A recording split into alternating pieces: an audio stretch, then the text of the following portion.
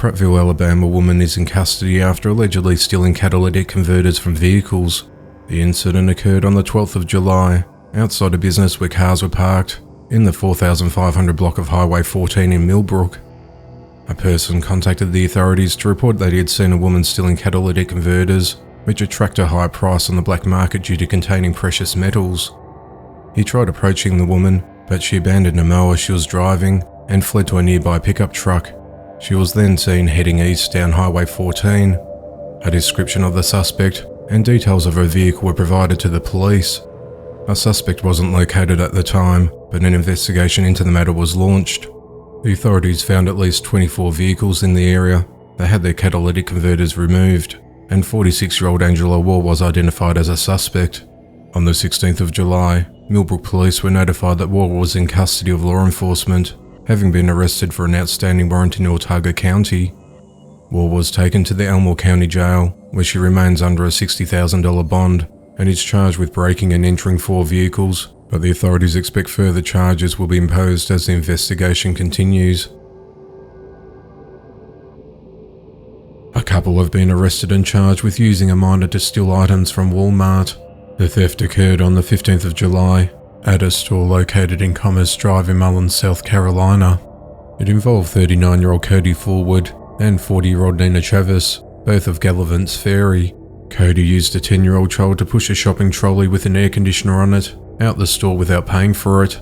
Cody also left the store. A woman was waiting by a Silverado pickup truck in shorts and a ponytail, helping the minor load the unit onto the vehicle. The child returns to the store about 10 minutes later to collect another unit and repeats the process.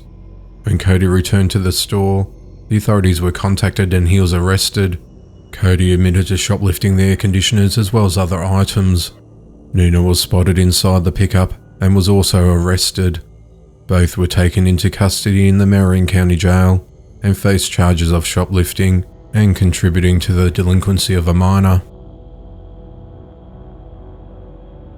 An Arkansas man has been charged with capital murder after fatally shooting an employee at a West Little Rock liquor store.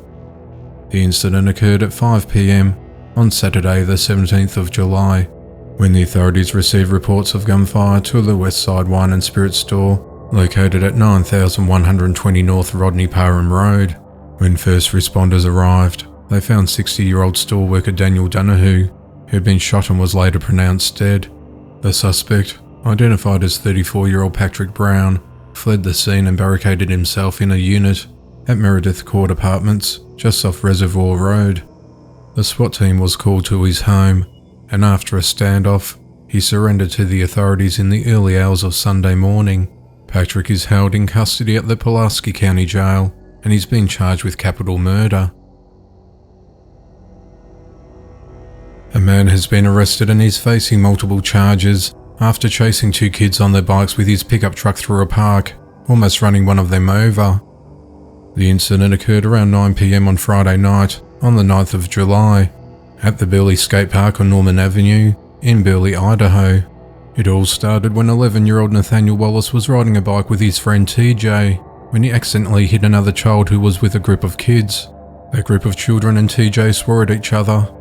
The group of kids then got an adult involved, so 26-year-old Michael Guizar approached the 2 boys to confront them. He ran after them from one end of the skate park to the other, before getting into his pickup truck to continue the chase. He sped the vehicle towards the boys, and at one point he swerved off the road and across the grass and sidewalk towards Nathaniel. The boy managed to jump off his bike and bolted out of the truck's path, just moments before Guizar runs over his bike. The 2 boys then ran into a house for help and were uninjured in the ordeal. The occupants then alerted the authorities. For days, Guizar evaded the police until he was arrested early morning on the 14th of July. He's been held at the Cassia County Jail and has been charged with intent to commit murder, felony injury to a child, aggravated assault and reckless driving.